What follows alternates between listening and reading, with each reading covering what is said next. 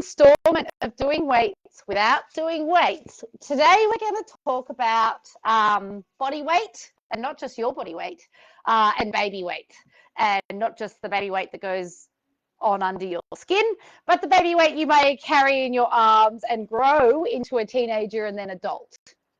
Cool. So let's start. Let's break it down.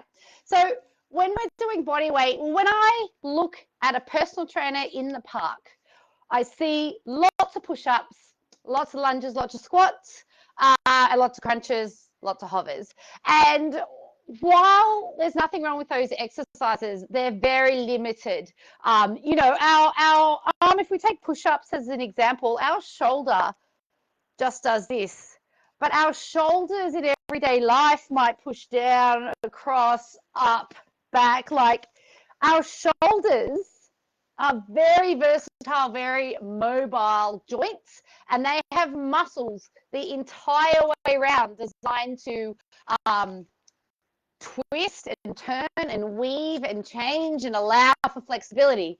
So if you're going to prescribe push-ups, lunges, squats and crunches, your client's going to get good at them really, really quickly. And as we've learned for women, that sweet spot for bone and muscle growth is that sets of 6 reps. Okay, which means if they're up to 10 push-ups on their toes, they're too easy. They're also not very dynamic. It'd be ideal if you were doing push-ups in a variety of ways. So to kill both those birds with just the one stone, think about what would happen to this movement and this client's ability if I changed their hand angle. So instead of perfect push-ups, I started going rotate in, rotate out. What would happen if I changed their hand placement? If I started stepping and going for a little gecko walk? What would happen if I changed their foot placement? Like, if my body moves with my feet, what happens to the muscles and what I'm asking from my body? What would happen if I moved head, hands, legs, hips during the movement, like your up, down dog kind of thing, or around this way? What would happen if you change your body's angle to gravity? Like if you were doing a push-up, but you were hanging from a TRX versus doing a push-up with your feet up against the wall versus doing a headstand, handstand push-up, what changes? So within that scope where you start to play with movement and move left, right, forward, back, and in circles, can you get a range or a movement or a position where it's hard enough that the client can't do more than 6 reps, but light enough that they can do those 6 reps well? That's the sweet spot. So if you go through that process for your squats, your lunges, your crunches, your planks, push-ups, your exercise selection is suddenly in the hundreds instead of just 5. But I also want to sort of open your mind a bit about how body weight can be used in other ways using other tools. So in the comments, I'm going to put a photo of my cousin. I just had him hanging from those wooden fences that protect the dunes at the beach doing pull-ups. So he had like a grip, like a monkey grip, had his feet wrapped around the thing and was pulling up side to side.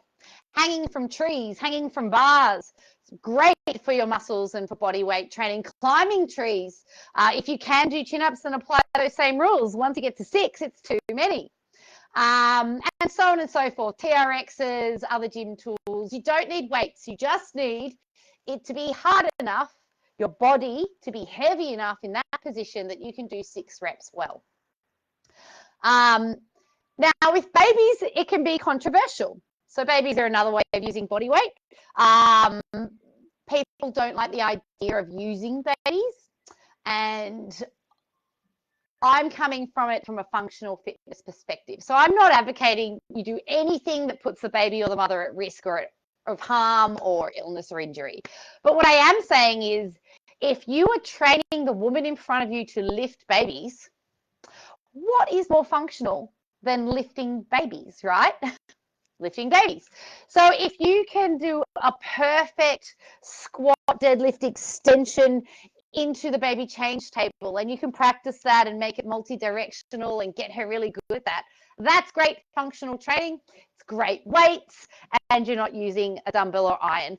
Furthermore, it's often very enjoyable and very comforting for the baby to be in their parents' arms. The best thing about babies is they grow up. So you can continue these movements with a toddler, with a school-aged child, with a teen, and with an adult. However, obviously, the movements you may choose will change because we're after that 6-rep range done well. So no back pain, no collapsing, no strained or hurting knees or shoulders, etc. So with adults, think things like piggybacking. You can piggyback another adult. It's just as good for you as the farmer's carry with the iron, right? Think wheelbarrow races, and then you're making it fun and you're giving them a game. It's bloody hard.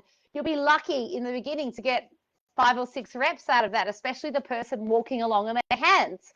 And I challenge you to find a gym exercise that works the core, and I mean the whole core, not just the abs, the same way as wrestling on your knees does.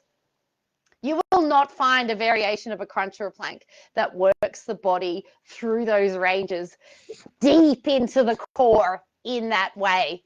So don't be afraid to use training partners. And the best thing about it is often these forms of exercise done in partners using each other's body weight is fun.